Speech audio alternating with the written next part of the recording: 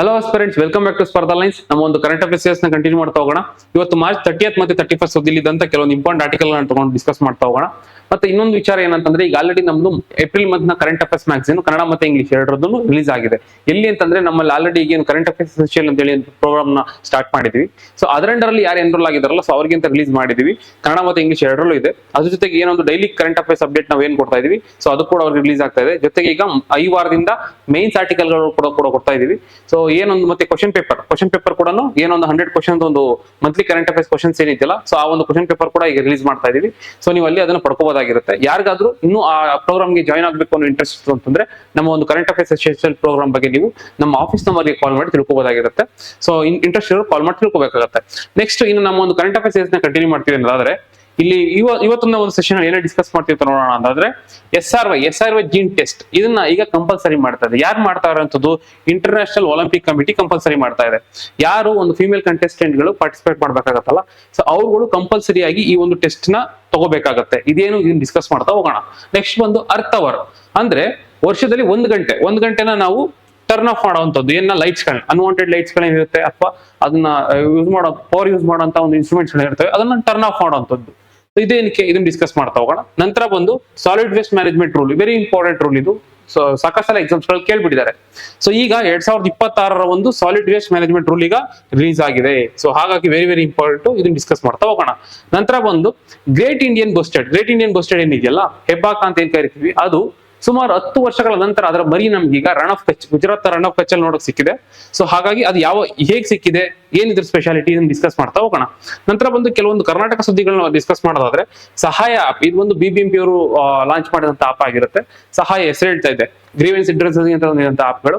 So ಈಗ ಏನೋ ಸ್ವಲ್ಪ ಗ್ಲಿಚ್ ಆಗಿತ್ತು ಅಂತ ಹೇಳಿ ಸುದ್ದಿನಲ್ಲಿ ಇತ್ತು, ಬಟ್ ಎಕ್ಸಾಮಿನೇಷನ್ ಇಂಪಾರ್ಟೆಂಟ್ ಆಗುತ್ತೆ. ಸೊ ಹಾಗಾಗಿ ಇದನ್ನು ಡಿಸ್ಕಸ್ ಮಾಡ್ತಾ ಹೋಗೋಣ. ನಂತರ ಬಂದು ನೆಕ್ಸ್ಟ್ ಜನರೇಷನ್ ಪೋಸ್ಟ್ ಆಫೀಸ್, ಇದನ್ನ NIT ಸೂರತ್ ಕಲ್ಲಿ 4th ಪೋಸ್ಟ್ ಆಫೀಸ್ ತಂದಿದ್ದಾರೆ, ಇಂಡಿಯನ್ ಪೋಸ್ಟ್ ತಂದಿರುವಂತದ್ದು. ಸೊ ಇದ್ರ ಬಗ್ಗೆ ಸ್ವಲ್ಪ ಡಿಸ್ಕಸ್ ಮಾಡ್ತಾ ಹೋಗೋಣ. ನಂತರ ಬಂದು ಎಕ್ಸ್ಪ್ಲೋರ್ ಕಲ್ಯಾಣ ಕರ್ನಾಟಕ ಅನ್ನೋ ಒಂದು ಇವೆಂಟ್ ನ ಬೆಂಗಳೂರಲ್ಲಿ ಈಗ ಕರ್ನಾಟಕ ಅಥವಾ KIT ಅಂತ ಕರಿತೀವಿ, KTI ಅಂತ ಹೇಳ್ಬಿಟ್ಟು, Karnataka tourism society KTS. So ಇವ್ರದ್ದು ಕಂಡಕ್ಟ್ ಮಾಡಿರುವಂತದ್ದು. ಸೊ ಇದ್ರ ಬಗ್ಗೆ ಸ್ವಲ್ಪ ಡಿಸ್ಕಸ್ ಮಾಡ್ತಾ ಹೋಗೋಣ. ಇದ್ರ ಜೊತೆಗೆ ಇನ್ನೊಂದಷ್ಟು ಆರ್ಟಿಕಲ್ ಗಳನ್ನ ತಗೊಂಡು ಇದಕ್ಕೆ ಸಂಬಂಧಪಟ್ಟ MCQ ಸಾಲ್ವ್ ಮಾಡ್ತಾ ಕಂಟಿನ್ಯೂ ಮಾಡ್ತಾ ಹೋಗೋಣ ಬನ್ನಿ. ಮೊದಲನೇ ಆರ್ಟಿಕಲ್ ನೋಡೋದಾದ್ರೆ, Olympic only biological females determined by the gene screening. ಯಾರು? Only biological females determined by the gene screening will be allowed in games female events ಅಥವಾ ಫೀಮೇಲ್ ಸಂಬಂಧಪಟ್ಟಂತ ಗೇಮ್ಸ್ ಗಳಿರ್ತಾವಲ್ಲ, ಸೊ ಅಲ್ಲಿ ಈ ಒಂದು ಬಯಾಲಜಿಕಲಿ ಫೀಮೇಲ್ಸ್ ಅಂತ ಪ್ರೂವ್ ಆಗುವಂಥದ್ದು ಯಾವ್ದ್ರ ಮೂಲಕ? ಜೀನ್ ಮೂಲಕ ಯಾರು ಪ್ರೂವ್ ಮಾಡ್ತಾರಲ್ಲ, ಸೊ ಅವ್ರನ್ನ ಮಾತ್ರ ಅಲೋ ಮಾಡೋದು ಅಂತ ಹೇಳ್ಬಿಟ್ಟು ಈಗ ಇಂಟರ್ನ್ಯಾಷನಲ್ ಒಲಿಂಪಿಕ್ ಕಮಿಟಿ ಹೇಳಿರುವಂತದ್ದು. ಸೊ ಅದಕ್ಕೆ ಇದು ಕಂಡಕ್ಟ್ ಮಾಡ್ತಿರೋ ಟೆಸ್ಟ್ ಯಾವ್ದು ಅಂತಂದ್ರೆ, ಈ ಒಂದು SRY ಜೀನ್ ಟೆಸ್ಟ್ ಅಂತ ಹೇಳ್ಬಿಟ್ಟು. SRY ಜೀನ್ ಟೆಸ್ಟ್ ಅಂದ್ರೆ ಸೆಕ್ಸ್ ಡಿಟರ್ಮೈನಿಂಗ್ ರೀಜನ್ Y ಅಂತ ಹೇಳ್ಬಿಟ್ಟು. ಈಗ ನಮ್ಗೆ ಗೊತ್ತಿರ್ಬೋದಾಗಿರುತ್ತೆ, ನಮ್ದು ಹ್ಯೂಮನ್ ಕ್ರೋಮೋಸೋಮ್ಸ್ ಎಷ್ಟಿದೆ ಅಂತಂದ್ರೆ 23 ಪೇರ್ಸ್ ಅಂತ ಕರಿತೀವಿ, 23 ಪೇರ್ಸ್ ಅಂತ ಕರಿತೀವಿ. ಅಂದ್ರೆ 22 ಪ್ಲಸ್ ಒಂದ್ ಸೆಟ್. ಏನ್ ಈ ಒಂದ್ ಸೆಟ್ ಏನಿದೆಯಲ್ಲ, ಅದನ್ನ ಸೆಕ್ಸ್ ಕ್ರೋಮೋಸೋಮ್ ಅಂತ ಕರಿತೀವಿ. ಅಂದ್ರೆ ಒಂದು ಇಲ್ಲಿ XX ಇರ್ಬೋದು ಅಥವಾ XY ಇರ್ಬೋದು, ಅಥವಾ XX ಇರ್ಬೋದು. XX ಇತ್ತು ಅಂತಂದ್ರೆ ಅದನ್ನ ನಾವು ಫಿಮೇಲ್ ಕ್ರೋಮೋಸೋಮ್ ಅಂತ ಕನ್ಸಿಡರ್ ಮಾಡ್ತೀವಿ. XY ಇತ್ತು ಅಂತಂದ್ರೆ ಮೇಲ್ ಕ್ರೋಮೋಸೋಮ್ ಅಂತ ಕನ್ಸಿಡರ್ ಮಾಡ್ತೀವಿ. ಈ ಒಂದು sex region determining Y gene ಏನಿದೆಯಲ್ಲ, ಸೊ ಅಂದ್ರೆ ಈ ಜೀನ್ ಯೂಶಲಿ Y ಕ್ರೋಮೋಸೋಮ್ ಅಲ್ಲಿ ಇರುತ್ತೆ. ಇಫ್ ಇನ್ ಕೇಸ್ ಏನಾದ್ರೂ ಅಲ್ಲಿ ಆಬ್ಸೆಂಟ್ ಇತ್ತು ಅಂತಂದ್ರೆ ಅವ್ರನ್ನ ಫಿಮೇಲ್ ಅಂತ ಕನ್ಸಿಡರ್ ಮಾಡ್ತಾರೆ. ಸೊ ಹಾಗಾಗಿ ಇದು ಆಬ್ಸೆಂಟ್ ಇರೋದನ್ನ ಎನ್ಶೋರ್ ಮಾಡ್ಕೊಂಡು ನಂತರ ಮಾತ್ರ ಅವ್ರಗಳನ್ನ ಈ ಒಂದು ಫಿಮೇಲ್ ಕಂಟೆಸ್ಟೆಂಟ್ ಆಗಿ ಅಲೋ ಮಾಡ್ತಾರೆ. ಸೊ ಇದನ್ನ ಕಂಪಲ್ಸರಿ ಮಾಡ್ತಾ ಇದ್ದಾರೆ. ಸೊ ಹಾಗಾಗಿ ವೆರಿ ವೆರಿ ಇಂಪಾರ್ಟೆಂಟ್ ಆಗುತ್ತೆ. ನಿಮ್ಗೆ ಕೇಳಿದ್ರೆ ಇದ್ರ ಮೇಲೆ ಸಿಂಪಲ್ ಕ್ವಶನ್ ಕೇಳ್ತಾರೆ. ಒಲಿಂಪಿಕ್ ಅರ್ಹತಾ ನಿಯಮಗಳ ಸಂದರ್ಭದಲ್ಲಿ ಇತ್ತೀಚೆಗೆ ಸುದ್ದಿಯಾದ SRY gene sex determining region Y ಅಂತ ಹೇಳ್ಬಿಟ್ಟು ಪರೀಕ್ಷೆಯನ್ನು ಪ್ರಮುಖವಾಗಿ ಯಾವುದನ್ನು ನಿರ್ಧರಿಸಲು ಬಳಸಲಾಗುತ್ತದೆ? ಇದಕ್ಕೆ ಆನ್ಸರ್ ಬಂದು ಜೆನೆಟಿಕ್ ರಚನೆಯ ಆಧಾರದ ಮೇಲೆ ಜೈವಿಕ ಲಿಂಗ ನಿರ್ಧಾರ. ಅಂದ್ರೆ ಅವರು ಆಕ್ಚುಲಿ ಬಯಾಲಜಿಕಲಿನೂ ಅಥವಾ ಜೆನೆಟಿಕಲಿ ಫಿಮೇಲ್ ಇದ್ದಾರೆ ಅಂತೇಳಿ ಎನ್ಶೋರ್ ಮಾಡ್ಕೊಳ್ಳುವಂತ ಒಂದು ಟೆಕ್ನಿಕ್ ಆಗಿರುತ್ತೆ. Very very important. Next article ನೋಡೋದಾದ್ರೆ, WWF India observes earth hour in Coimbatore. ಏನಾಗಿದೆ ಅಂತಂದ್ರೆ, ಅರ್ತ್ ಅವರ್ ಅನ್ನೋ ಒಂದು ಕಾನ್ಸೆಪ್ಟ್ ಮೊದಲು ನಮ್ಗೆ 2007ರಲ್ಲಿ ಸ್ಟಾರ್ಟ್ ಆಯ್ತು. ಏನಂತಂದ್ರೆ, ಈಗ ಒಂದು ಅನ್ವಾಂಟೆಡ್ ಲೈಟ್ಸ್ ಆಗ್ಬೋದು ಅಥವಾ ಸ್ಟ್ರೀಟ್ ಲೈಟ್ಸ್ ಗಳಾಗ್ಬೋದು ಅಥವಾ ನಾವು ಯೂಸ್ ಮಾಡುವಂತ ಇನ್ಸ್ಟ್ರೂಮೆಂಟ್ಸ್ ಗಳಾಗ್ಬೋದು, ಅದನ್ನ ಅಟ್ಲೀಸ್ಟ್ ವರ್ಷಕ್ಕೆ ಒಂದ್ಸಲ, ಯೂಶಲಿ ಮಾರ್ಚ್ 28 ಆಚರಣೆ ಮಾಡ್ತಾರೆ. ಈ ಟೈಮ್ ಪೀರಿಯಡ್ ಅಲ್ಲಿ 1 hour throughout the globe ಏನ್ ಮಾಡ್ಬೇಕು, ಆಫ್ ಮಾಡ್ಬಿಡುವಂಥದ್ದು. ಸೊ ಈ ಕಾನ್ಸೆಪ್ಟ್ ಆಕ್ಚುಲಿ ಇದು ವಾಲಂಟರಿ ಬೇಸಿಸ್ ಮೇಲೆ ಸ್ಟಾರ್ಟ್ ಮಾಡುವಂಥದ್ದು. ಇದನ್ನ ಸ್ಟಾರ್ಟ್ ಮಾಡಿದಂಥದ್ದು World Wildlife Fund for Nature ಅಂತ ಹೇಳ್ಬಿಟ್ಟು. ಸೊ ಈ ಅವರು ತಂದಿದಂತ ಒಂದು ಕಾನ್ಸೆಪ್ಟ್ ಆಗಿರುತ್ತೆ. ಸೊ ಈಗ ಇದನ್ನ ನಾವು ಅಬ್ಸರ್ವ್ ಮಾಡ್ತಾ ಇದೀವಿ ಇಂಡಿಯಾದಲ್ಲೂ ಕೂಡ. ಸೊ ಪ್ರತಿ ವರ್ಷ ಒಂದೊಂದು ಥೀಮ್ ಇಟ್ಕೊಂಡು ಇದನ್ನ ಆಚರಣೆ ಮಾಡ್ತಾ ಹೋಗ್ತೀವಿ. ಈ ವರ್ಷದ ಥೀಮ್ ಬಂದ್ಬಿಟ್ಟು give an hour for earth ಅಂತ, give an hour for earth ಅಂತ ಹೇಳ್ಬಿಟ್ಟು. ಸೊ ಇದೊಂದು ಹೇಗೆ ಅಂತಂದ್ರೆ ಇಂಡಿವಿಜುವಲ್ ರೆಸ್ಪಾನ್ಸಿಬಿಲಿಟಿನ ಬೆಳೆಸೋ ಜೊತೆಗೆ ಎನ್ವಿರಾನ್ಮೆಂಟಲ್ ಅವೇರ್ನೆಸ್ ಅವ್ರಿಗೆ ಇನ್ಕಲ್ಕೇಟ್ ಮಾಡಬೇಕು ಅನ್ನೋ ಉದ್ದೇಶ ತಂದಿರುವಂತದ್ದಾಗಿರುತ್ತೆ. ಈಗ ಆಲ್ರೆಡಿ ಸುಮಾರು 190 ಕಂಟ್ರಿಗಳು ಇದರಲ್ಲಿ ಪಾರ್ಟಿಸಿಪೇಟ್ ಮಾಡ್ತಾ ಇದ್ದಾರೆ. ನೆನ್ಪಿಟ್ಕೋಬೇಕಾಗತ್ತೆ, ಯೂಶಲಿ 8:30 ಇಂದ 9:30. ಈ ಸಲ ಅದನ್ನ ಮಾರ್ಚ್ 28 ಆಚರಣೆ ಮಾಡಿದ್ವಿ. ಮಾರ್ಚ್ 28 ಆಚರಣೆ ಮಾಡಿದ್ವಿ. ಥೀಮ್ ಇಂಪಾರ್ಟೆಂಟ್ ಆಗುತ್ತೆ, give an hour for earth, give an hour for earth ಅಂತ. ಸೊ ಪ್ರಶ್ನೆ ಯಾವ ರೀತಿ ಬರ್ಬೋದು, ಅರ್ತ್ ಅವರ್ ಸಂಬಂಧಿಸಿದಂತೆ ಈ ಕೆಳಗಿನ ಹೇಳಿಕೆಗಳನ್ನು ಪರಿಗಣಿಸಿ. ಅರ್ತ್ ಅವರ್ ಅನ್ನು 2007ರಲ್ಲಿ ಸಿಡ್ನಿಯಲ್ಲಿ World Wide Fund for Nature ಸಾಂಕೇತಿಕವಾಗಿ ದೀಪಗಳನ್ನು ಆರಿಸುವ ಅಭಿಯಾನವನ್ನು ಪ್ರಾರಂಭಿಸಿತು. ಹೌದು, ದೀಪಗಳನ್ನು ಆರಿಸುವಂತಹ ಅಭಿಯಾನವನ್ನು ಪ್ರಾರಂಭಿಸಿದ್ದು WWF ಕರೆಕ್ಟ್ ಆಗಿದೆ 2007ರಲ್ಲಿ. ಇದು ವಿವಿಧ ದೇಶಗಳ ಸರ್ಕಾರಗಳು ಜಾರಿಗೆ ತಂದಿರುವ ಒಂದು ವಾರ ಕಾಲದ ಕಡ್ಡಾಯ ಪರಿಸರ ನಿಯಮವಾಗಿದೆ.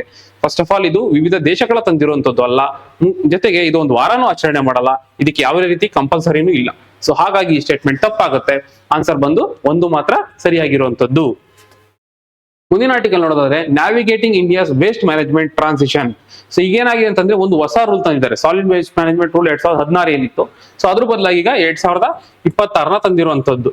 ಸೊ ಏನೇನು ಅಪ್ಡೇಟ್ ಮಾಡಿದ್ದಾರೆ ಅಂತ ನೋಡೋದಾದ್ರೆ ಇಲ್ಲಿ ನೋಡ್ಬೋದಾಗಿರುತ್ತೆ, ಸೆಗ್ರಿಗೇಷನ್ ಅಟ್ ದ ಸೋರ್ಸಸ್. ಈಗ ಏನು ನಾವು ಒಂದು ವೇಸ್ಟ್ ಜನರೇಟ್ ಆಗುತ್ತಲ್ಲ ಕಸ, ಸೊ ಅದನ್ನ ಸೋರ್ಸ್ ಅಂದ್ರೆ ನಿಮ್ಮ ಒಂದು ಮನೆಗಳ ಹಂತದಲ್ಲೇನೆ ಸೆಗ್ರಿಗೇಟ್ ಮಾಡ್ಬೇಕಾಗತ್ತೆ. ಯಾವ ರೀತಿ, ವೆಟ್ ಅಂತ ಮಾಡ್ಬೇಕು, ಇದು ವೆಟ್ ಕಸ ಅಂತ ಮಾಡ್ಬೇಕಾಗತ್ತೆ. ನೆಕ್ಸ್ಟ್ ಬಂದು ಡ್ರೈ ಅಂತ ಮಾಡ್ಬೇಕಾಗತ್ತೆ. ನೆಕ್ಸ್ಟ್ ಕೆಲವೊಂದು ಸ್ಯಾನಿಟರಿ ಇರುವಂತದ್ದು, ಸ್ಯಾನಿಟರಿ ಅಂತಂದ್ರೆ ನೋಡ್ಬೋದಾಗಿರುತ್ತೆ, ಈ ಡೈಪರ್ಸ್ ಪ್ಯಾಡ್ಸ್ ಅಂತದೆಲ್ಲ ಇರುತ್ತಲ್ಲ, ಸೊ ಅಂತ ಸ್ಯಾನಿಟರಿ ಅಂತ ಹೇಳಿ ಅದನ್ನ ಮಾಡ್ಬೇಕಾಗತ್ತೆ.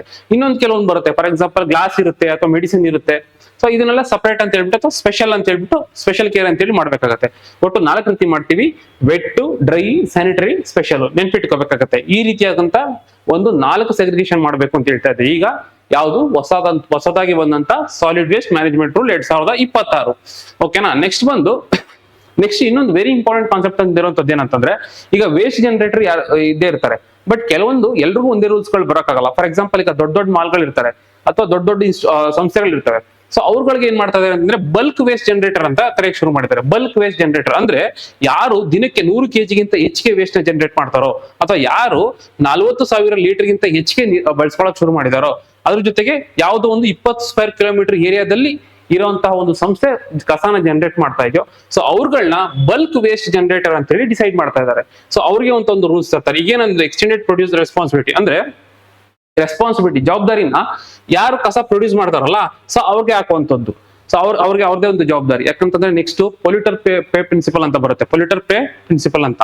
ಸೊ ಅವರು ಪ್ರೊಡ್ಯೂಸ್ ಮಾಡ್ತಾ ಇದ್ದಾರೆ, so they are the responsible. So ಅದಕ್ಕೆ ಅವರೇ ಪೇ ಮಾಡ್ಬೇಕಾಗತ್ತೆ. ಈ ಒಂದು ಸೆಗ್ರಿಗೇಷನ್ ಆಗಿಲ್ಲ ಅಂತಂದ್ರೆ, ಕಸ ಅಂಡಿದ್ರೆ, ಸೊ ಹಾಗಾಗಿ ಸೊ ಡಂಪ್ ಮಾಡಿದ್ರೆ ಈ ತರದೆಲ್ಲ.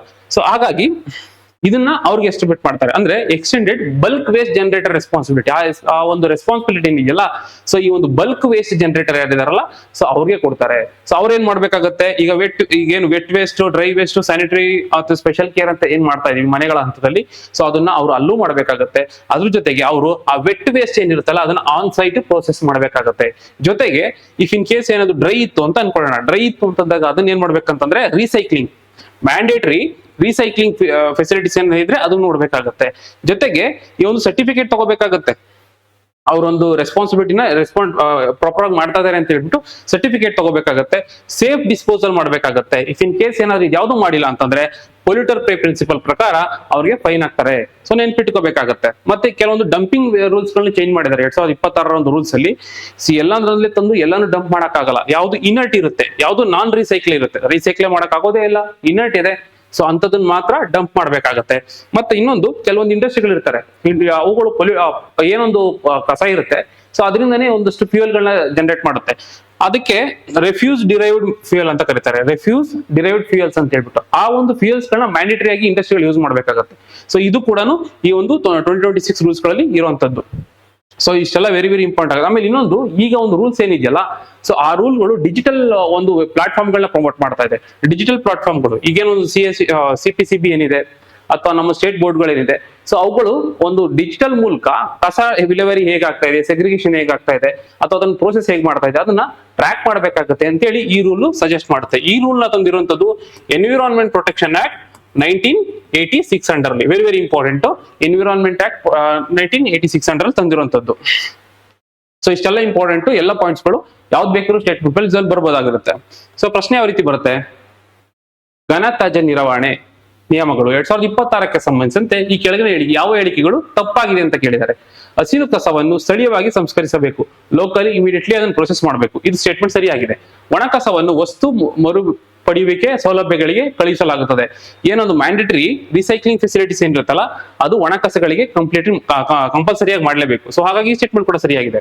ದೊಡ್ಡ ಪ್ರಮಾಣದ ತ್ಯಾಜ್ಯ ಉತ್ಪಾದಕರಿಗೆ ಈ ಒಂದು ಬಲ್ಕ್ ವೇಸ್ಟ್ ಜನರೇಟರ್ ಅಂತ ಏನ್ ಹೇಳ್ತಾ ಇದ್ದೆ, ಸೊ ಅವರಿಗೆ ಜವಾಬ್ದಾರಿಯಿಂದ ರಿನಾಯಿತಿ ನೋಡಿ ಇಲ್ಲ, ಆಕ್ಚುಲಿ ಅವ್ರಿಗೆ ಅಂತಾನೆ ಜಾಸ್ತಿ ಈಗ ರೆಸ್ಪಾನ್ಸಿಬಿಲಿಟಿ ಕೊಟ್ಟಿರುವಂತದ್ದು. ಸೊ ಹಾಗಾಗಿ ಅವ್ರಿಗೆ ಇನ್ನಷ್ಟು ಜವಾಬ್ದಾರಿಗಳನ್ನ ಜಾಸ್ತಿ ಮಾಡಿದ್ದಾರೆ. ತ್ಯಾಜ್ಯದ ಹಾಗಾಗಿ ಈ ಸ್ಟೇಟ್ಮೆಂಟ್ ತಪ್ಪಾಗುತ್ತೆ. ಇದೇ ಆನ್ಸರ್, ಈ ಸ್ಟೇಟ್ಮೆಂಟ್ ತಪ್ಪಾಗಿದೆ. 4ನೇ ಸ್ಟೇಟ್ಮೆಂಟ್ ತ್ಯಾಜ್ಯದ ಡಿಜಿಟಲ್ ಟ್ರ್ಯಾಕಿಂಗ್ ವ್ಯವಸ್ಥೆಯನ್ನು ಪರೀಕ್ಷಿಸಲಾಗಿದೆ. ಹೌದು, ಈಗ ಏನ್ ಹೇಳ್ತಾ ಇದೆ ಅಂತಂದ್ರೆ ಡಿಜಿಟಲಿ ಮಾನಿಟರ್ ಮಾಡಬೇಕು, ಟ್ರ್ಯಾಕ್ ಮಾಡಬೇಕು, ಆ ಕಸ ಹೇಗೆ ಪ್ರೋಸೆಸ್ ಆಗ್ತಾ ಇದೆ ಅಂತದೆಲ್ಲ ನೋಡ್ಬೇಕಾಗತ್ತೆ ಅಂತ ಹೇಳ್ತಾ ಇದ್ದಾರೆ. ಸೊ ಹಾಗಾಗಿ ಇಲ್ಲಿ ತಪ್ಪು ಬಂದ್ಬಿಟ್ಟು ಈ ಒಂದು ಬಲ್ಕ್ ವೇಸ್ಟ್ ಜನರೇಟರ್ ಏನಿದಾರಲ್ಲ, ಸೊ ಅವ್ರಿಗೆ ರೆಸ್ಪಾನ್ಸಿಬಿಲಿಟಿ ಕೊಟ್ಟಿದ್ದಾರೆ, ಇಲ್ಲ ಅಂತ ಹೇಳ್ತಾ ಇರೋದ್ರಿಂದ ಈ ಸ್ಟೇಟ್ಮೆಂಟ್ ತಪ್ಪಾಗುತ್ತೆ. ಇದೇ ಆನ್ಸರ್. ಮುಂದಿನ ಆರ್ಟಿಕಲ್ ನೋಡಿದ್ರೆ great Indian bustard chick born in Gujarat after a decade through jump start approach. ಹೆಂಗ್ ಕೇಳ್ತಾರೆ ಕ್ವಶನ್ ಅಂತಂದ್ರೆ ನಿಮ್ಗೆ, ಇತ್ತೀಚೆಗೆ ಜಂಪ್ ಸ್ಟಾರ್ಟ್ ಅಪ್ರೋಚ್ ಸುದ್ದಿನಲ್ಲಿತ್ತು, ಏನಕ್ಕೆ ಸಂಬಂಧಪಟ್ಟಿದ್ದು ಅಂತ ಕೇಳ್ತಾರೆ. ನಮ್ ಸಡನ್ ಆಗಿ ಕೇಳಿದ್ರೆ ಗೊತ್ತಾಗಲ್ಲ. ಸೊ ಇಲ್ಲಿ ಏನಾಗಿದೆ ಅಂತಂದ್ರೆ ಗ್ರೇಟ್ ಇಂಡಿಯನ್ ಬಸ್ಟರ್ಡ್ ಗಳ ಮರಿಗಳೇನಿದೆಯಲ್ಲ ಅವುಗಳು ಗುಜರಾತ್ ನ ರನ್ ಆಫ್ ಕಚ್ ಅಲ್ಲಿ ನೋಡಿ ಸುಮಾರು 10 ವರ್ಷಗಳೇ ಕಳೆದೋಗಿತ್ತಂತೆ. ಸೊ ಅದಾದ್ಮೇಲೆ ಈಗ ಸಿಕ್ಕಿರುವಂತದ್ದು. ಹಾಗಿದ್ರೆ ಅಲ್ಲಿ ಇಲ್ವಾ, ಅಲ್ಲಿದೆ. ಬಟ್ ಏನಂತಂದ್ರೆ ಈ ಒಂದು ಮೇಲ್ ಗ್ರೇಟ್ ಇಂಡಿಯನ್ ಬಸ್ಟರ್ಸ್ ಗಳೇನಿದೆಯಲ್ಲ ಸೊ ಅವುಗಳಲ್ಲಿ ಇಲ್ಲ ಅಷ್ಟಾಗಿ. ಸೊ ಹಾಗಾಗಿ ಇವೊಂದು ಅಲ್ಲಿ ಮೊಟ್ಟೆಗಳು ಇಡ್ತಿದ್ರು ಕೂಡ ಗ್ರೇಟ್ ಇಂಡಿಯನ್ ಬಸ್ಟರ್ಡ್ಗಳು, ಸೊ ಅವುಗಳು ಅಂತಂದ್ರೆ ಇನ್ಫರ್ಟೈಲ್ ಇರ್ತವೆ. ಇನ್ಫರ್ಟೈಲ್ ಆಗಿರೋದ್ರಿಂದ ಅವುಗಳಿಗೆ ಮರಿಗಳು ಅದರಿಂದ ಬರ್ತಾ ಇರಲ್ಲ. ಸೊ ಹಾಗಾಗಿ ಏನ್ ಮಾಡ್ತಾ ಇದಾರೆ ಅಂತಂದ್ರೆ ಈಗ ಪಕ್ಕದಲ್ಲೇ ರಾಜಸ್ಥಾನದಲ್ಲಿ ಸಾಕಷ್ಟು ರೆಸ್ಕ್ಯೂ ಸೆಂಟರ್ಗಳು ಬರ್ತವೆ. ಫಾರ್ ಎಕ್ಸಾಂಪಲ್ ನೋಡ್ಬೋದಾಗುತ್ತೆ, ರಾಮದೇವರ ರೆಸ್ಕ್ಯೂ ಸೆಂಟರ್ ಇದೆ, ಅಥವಾ ಒಂದು ರಿಹಾಬಿಲಿಟೇಷನ್ ಸೆಂಟರ್ ಇದೆ, ಜೊತೆಗೆ ಸ್ಯಾಮ್ ಅಂತ ಒಂದು ಸೆಂಟರ್ ಬರುತ್ತೆ. ಸೊ ಈ ರೀತಿ ಇವರೆಲ್ಲ ಎಲ್ಲಿ ಅಂತಂದ್ರೆ ರಾಜಸ್ಥಾನದಲ್ಲಿ. ಸೊ ಈ ಸೆಂಟರ್ ಗಳಿಂದ ಏನ್ ಮಾಡ್ತಾರೆ ಅಂತಂದ್ರೆ ಫರ್ಟೈಲ್ ಆಗಿರುವಂತ ಎಗ್ಗಳನ್ನ ಎಕ್ಸ್ಚೇಂಜ್ ಮಾಡ್ಬಿಡ್ತಾರೆ. ಸೊ ಈಗ ಗುಜರಾತ್ ನ ಕಚ್ಚಲ್ಲಿದ್ದಂತ ಎಗ್ ಜೊತೆ ಫರ್ಟೈಲ್ ಆಗಿದ್ದಂತ ಎಗ್ನ ಇಂಟರ್ಚೇಂಜ್ ಮಾಡುವಂತದ್ದು. ಸೊ ಅದು ಗ್ರೇಟ್ ಇಂಡಿಯನ್ ಬಸ್ಟರ್ಡ್ ಗಳು ಗೊತ್ತಾಗದೇ ಇರೋ ರೀತಿ. ಸೊ ನಂತರ ಏನಾಗುತ್ತೆ ಅಂತಂದ್ರೆ ಆ ಒಂದು ಫರ್ಟೈಲ್ ಆಗಿರೋ ಎಗ್ಗಳಿಗೆ ಕಾವು ಕೊಟ್ಟು ಅದು ಮರಿಯಾಗುವಂತದ್ದು. ಸೊ ಇದನ್ನ ಜಂಪ್ ಸ್ಟಾರ್ ಟೆಕ್ನಿಕ್ ಅಂತ ಕರೀತಾರೆ. ಸೊ ಇದರಿಂದ ಏನಾಗುತ್ತೆ ಅಂತಂದ್ರೆ ಅಲ್ಲಿ ಆ ಮರಿಗಳು ಈಗ ಕಾಣಕ್ ಸಿಕ್ಕಿರುವಂತದ್ದು, ಅಂದ್ರೆ ಈಗ ಸಕ್ಸಸ್ ಆಗಿದೆ ಇವು. ಸೊ ಹಾಗಾಗಿ ಸುದ್ದಿನಲ್ಲಿ ಇರುವಂತದ್ದು ವೆರಿ ವೆರಿ ಇಂಪಾರ್ಟೆಂಟ್ ಆಗುತ್ತೆ, ನೆನ್ಪಿಟ್ಕೋಬೇಕಾಗತ್ತೆ. ಇಲ್ಲಿ ಯೂಸ್ ಮಾಡಿರುವಂತದ್ದು ಜಂಪ್ ಸ್ಟಾರ್ಟ್ ಅಪ್ರೋಚ್ ಅಂತ ಹೇಳ್ಬಿಟ್ಟು.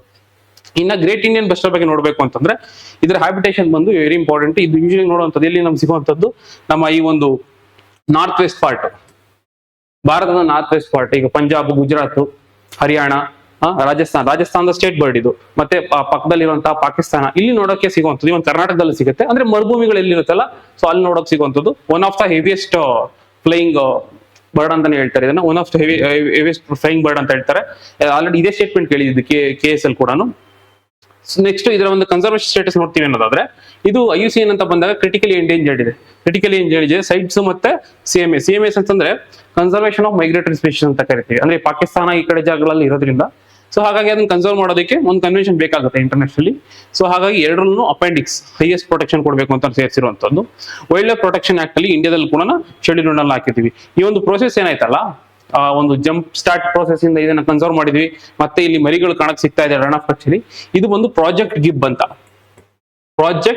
ಅಂತ ಒಂದು ಪ್ರಾಜೆಕ್ಟ್ ಇತ್ತು 2016 ತಂದಿದ್ದು.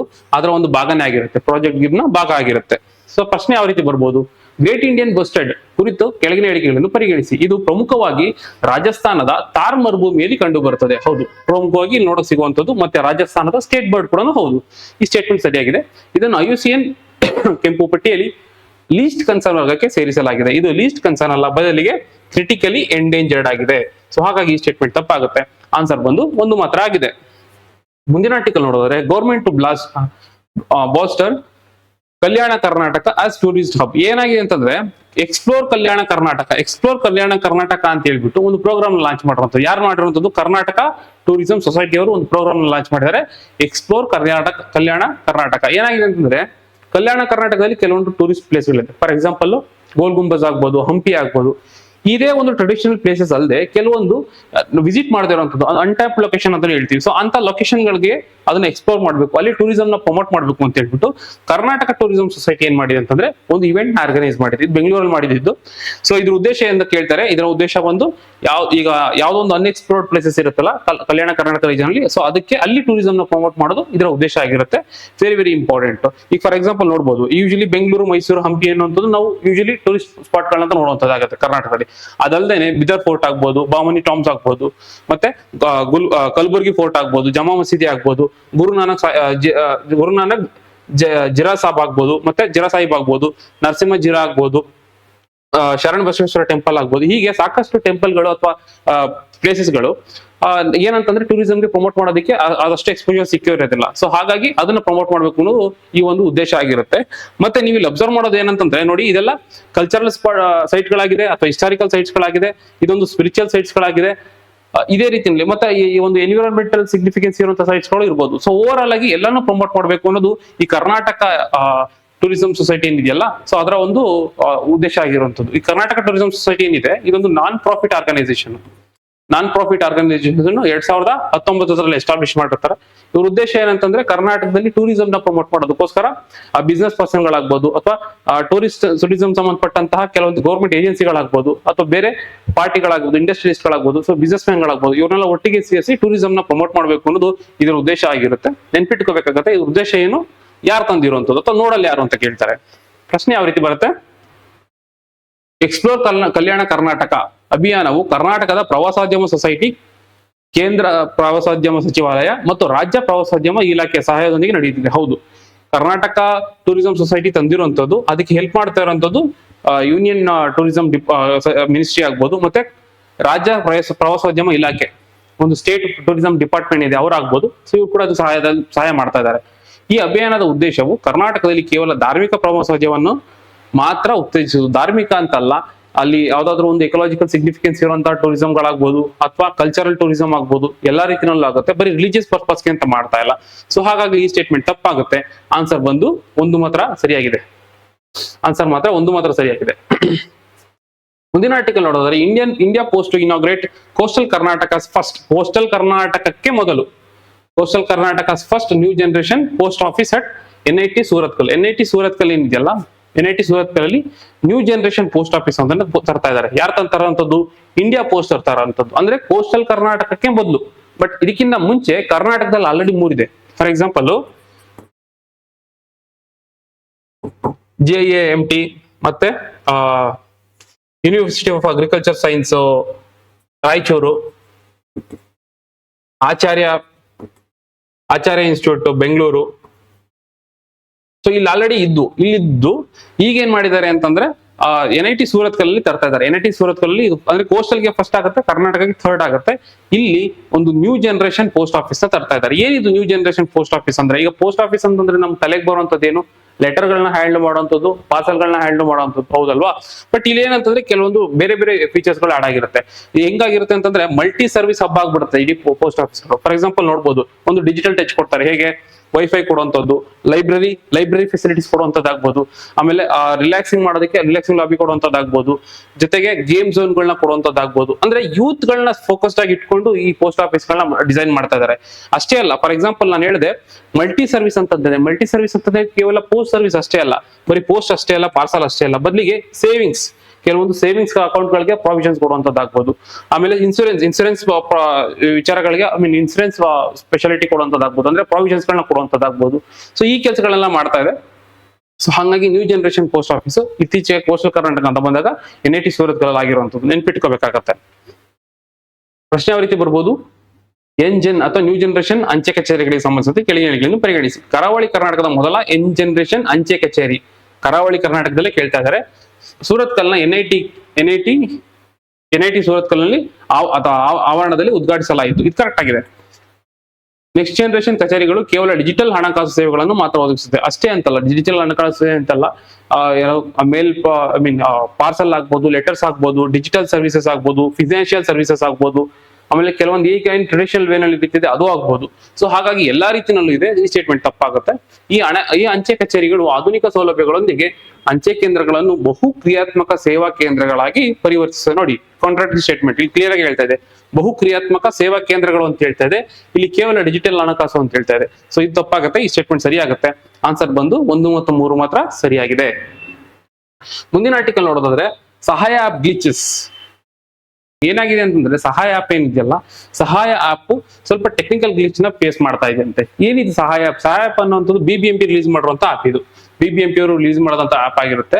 ಸಹಾಯ ಹೆಸರು ಹೇಳ್ತಾ ಇದೆ, ಗ್ರೀವಿಯನ್ಸ್ ಅಡ್ರೆಸ್ ಅಂತ ತಂದಿರುವಂತದ್ದು. ಏನಾದ್ರೂ ಈಗ ಫಾರ್ ಎಕ್ಸಾಂಪಲ್ ಈಗ ಸಿಟಿಗಳಲ್ಲಿ ನಾವು ನೋಡುವಂತದ್ದು ಪ್ರಾಬ್ಲಮ್ಗಳೇನು, ಸ್ಟ್ರೀಟ್ ಲೈಟ್ ಇಶ್ಯೂ ಆಗ್ಬೋದು, ಪಾತ್ ಹೋಲ್ಗಳಾಗ್ಬೋದು, ಡ್ರೈನೇಜ್ ಆಗ್ಬೋದು, ಡ್ರೈನೇಜ್ ಇಶ್ಯೂಸ್ ಆಗ್ಬೋದು, ಗಾರ್ಬೇಜ್ ಆಗ್ಬೋದು, ಈ ರೀತಿಯಾದಂತಹ ಸಾಕಷ್ಟು ಸಮಸ್ಯೆಗಳಿದ್ದಾಗ ನಾವೇನ್ ಮಾಡ್ತೀವಿ ಅಂತಂದ್ರೆ ಅದರ ಒಂದು ಫೋಟೋ ತೆಗೆದು ಅದರ ಕಂಪ್ಲೇಂಟ್ ನ ಫೈಲ್ ಮಾಡ್ತೀವಿ, ಮತ್ತೆ ಆ ಲೊಕೇಶನ್ ನ ಜಿಯೋ ಟ್ಯಾಗಿಂಗ್ ಕೂಡ ಮಾಡ್ತೀವಿ. ಜಿಯೋ ಟ್ಯಾಗಿಂಗ್ ಮಾಡಿ ಆ ಕಂಪ್ಲೇಂಟ್ ನ ಇಶ್ಯೂನ ರೈಸ್ ಮಾಡಬಹುದಾಗಿರುತ್ತೆ ಈ ಒಂದು ಆಪ್ ಮೂಲಕ. ಆಪ್ ಹೆಸರು ಬಂದು ಸಹಾಯ 2.2 ಅಥವಾ ಸಹಾಯ ಆಪ್ ಅಂತ ಹೇಳ್ಬಿಟ್ಟು ಇದನ್ನ ರಿಲೀಸ್ ಮಾಡಿರುವಂತದ್ದು BBMP ಅಂತ ಹೇಳಿದೆ. ಮತ್ತೆ ಇನ್ನ ಏನೊಂದು ಹೇಳಿದ್ನಲ್ಲ ಸರ್ವಿಸಸ್ ಇಶ್ಯೂಸ್ಗಳು, ಆ ತರದ್ದು ಸುಮಾರು 20ಕ್ಕಿಂತ ಹೆಚ್ಚಿಗೆ ಈ ರೀತಿಯಾದಂತಹ ಒಂದು ಸಿವಿಕ್ ಸರ್ವಿಸ್ ಗಳನ್ನ ಕೊಡೋದಕ್ಕೆ ಅಥವಾ ಅದರ ಒಂದು ಇಶ್ಯೂನ ರೈಸ್ ಮಾಡೋದಕ್ಕೆ ಈ ಸಹಾಯ ಆಪ್ ಹೆಲ್ಪ್ ಮಾಡುತ್ತೆ. ಅಂದ್ರೆ ಬರೀ ಟ್ಯಾಗ್ ಮಾಡುವಂತದ್ದು, ಕಂಪ್ಲೇಂಟ್ ರೈಸ್ ಮಾಡುವಂತದ್ದು ಅಷ್ಟೇ ಅಲ್ಲ, ಜೊತೆಗೆ ಇದನ್ನ ರಿಯಲ್ ಟೈಮ್ ಅಲ್ಲಿ ನಾವು ಟ್ರ್ಯಾಕ್ ಮಾಡಬಹುದಾಗಿರುತ್ತೆ. ಅದು ಪ್ರೋಸೆಸ್ ಆಗ್ತಾ, ಕಂಪ್ಲೇಂಟ್ ನ ರಿಸೀವ್ ಮಾಡಿದ್ರ, ಮತ್ತೆ ಅದು ಏನಾದ್ರು ಸಾಲ್ವ್ ಆಗ್ತಾ ಇತ್ತಾ, ರಿಸಾಲ್ವ್ ಆಗ್ತಾ ಇದೆಯಾ, ಇದನ್ನ ನೋಡ್ಬೋದಾಗಿರುತ್ತೆ. ಇದಕ್ಕೆ 1533 ಹೆಲ್ಪ್ ಲೈನ್ ನಂಬರ್ ಕೂಡ ಕೊಟ್ಟಿರ್ತಾರೆ. ನಾವು ಅದನ್ನ ಕಾಲ್ ಮಾಡಿ ಟ್ರ್ಯಾಕ್ ಕೂಡ ಮಾಡಬಹುದಾಗಿರುತ್ತೆ. ಇವೊಂದು ಇದು BBMP ನೇ ತಂದಿದ್ರು ಕೂಡ ಇದಕ್ಕೆ ಬೇರೆ ಬೇರೆ ಡಿಪಾರ್ಟ್ಮೆಂಟ್ಗಳು ಫಾರ್ ಎಕ್ಸಾಂಪಲ್ ನೋಡ್ಬೋದಾಗಿರುತ್ತೆ. ಬೆಸ್ಕಾಂ ಆಗ್ಬೋದು, BWSSB ಆಗ್ಬೋದು, BMTC ಆಗ್ಬೋದು, BDA ಆಗ್ಬೋದು, ಹೀಗೆ ಸಾಕಷ್ಟು ಡಿಪಾರ್ಟ್ಮೆಂಟ್ಗಳು ಕೂಡ ಇದಕ್ಕೆ ಕೈ ಜೋಡಿಸಿದೆ. ಅಂದ್ರೆ ಇಲ್ಲಿರುವಂತ ಇಶ್ಯೂಗಳನ್ನ ನಾವು ಈ ಒಂದು ಸಹಾಯ ಆಪ್ ಅಲ್ಲಿ ರೈಸ್ ಮಾಡಬಹುದಾಗಿರುತ್ತೆ. ಸೊ ಹಾಗಾಗಿ ವೆರಿ ವೆರಿ ಇಂಪಾರ್ಟೆಂಟ್ ಪ್ರಶ್ನೆ ಬರ್ಬೋದು. ಯಾವ ರೀತಿ ಬರುತ್ತೆ ಬಂದ್ರೆ, ಸಹಾಯ ಆಪ್ಗೆ ಸಂಬಂಧಿಸಿದ ಕೆಳಗಿನ ಹೇಳಿಕೆಗಳನ್ನು ಪರಿಗಣಿಸಿ. ಇದು ನಾಗರಿಕ ದೂರುಗಳಿಗೆ ಬೃಹತ್ ಬೆಂಗಳೂರು ಮಹಾನಗರ ಪಾಲಿಕೆ ಕುಂದುಕೊರತೆ ನಿವಾರಣೆಯ ವೇದಿಕೆಯಾಗಿದೆ. ಕರೆಕ್ಟ್, ನಾಗರಿಕರ ದೂರುಗಳಿಗಾಗಿ ತಂದಿರುವಂತದ್ದು BBMP ತಂದಿರುವಂತದ್ದು. ಏನಕ್ಕೆ ಅಂತಂದ್ರೆ ಕುಂದುಕೊರತೆಗಳ ನಿವಾರಣೆಗಾಗಿ. ಇದು ದೂರುಗಳ ಜಿಯೋ ಟ್ಯಾಗಿಂಗ್ ಮತ್ತು ನೈಜ ಸಮಯದ ಟ್ರ್ಯಾಕಿಂಗ್ಗೆ ಅವಕಾಶ ನೀಡುತ್ತದೆ. ಹೌದು, ಇದನ್ನ ಜಿಯೋ ಟ್ಯಾಗಿಂಗ್ ಕೂಡ ಮಾಡಿ ಅದರ ಒಂದು ರಿಯಲ್ ಟೈಮ್ ಟ್ರ್ಯಾಕಿಂಗ್ ಕೂಡ ಮಾಡಬಹುದಾಗಿರುತ್ತೆ. ಆ ಫೋಟೋ ತೆಗೆದು ಜಿಯೋ ಟ್ಯಾಗಿಂಗ್ ಮಾಡಿ ಅದು ಪ್ರೋಸೆಸ್ ಆಗ್ತಾ ಇದೆಯಾ ಇಲ್ವಾ ಇದನ್ನೆಲ್ಲ ನಾವು ಮಾನಿಟರ್ ಮಾಡಬಹುದಾಗಿರುತ್ತೆ. ಸೊ ಹಾಗಾಗಿ ಈ ಸ್ಟೇಟ್ಮೆಂಟ್ ಕೂಡ ಸರಿಯಾಗಿದೆ. ಆನ್ಸರ್ ಬಂದು 1 ಮತ್ತು 2 ಸರಿಯಾಗಿದೆ. ಸೊ ಇಷ್ಟ ಆರ್ಟಿಕಲ್ಗಳ ಜೊತೆ ಈ ಒಂದು ಸೆಷನ್ ಮುಗಿಸೋಣ. ಮುಂದೆ ಇನ್ನೊಂದಷ್ಟು ಆರ್ಟಿಕಲ್ ಡಿಸ್ಕಸ್ ಮಾಡ್ತಾ ಹೋಗೋಣ. Thank you.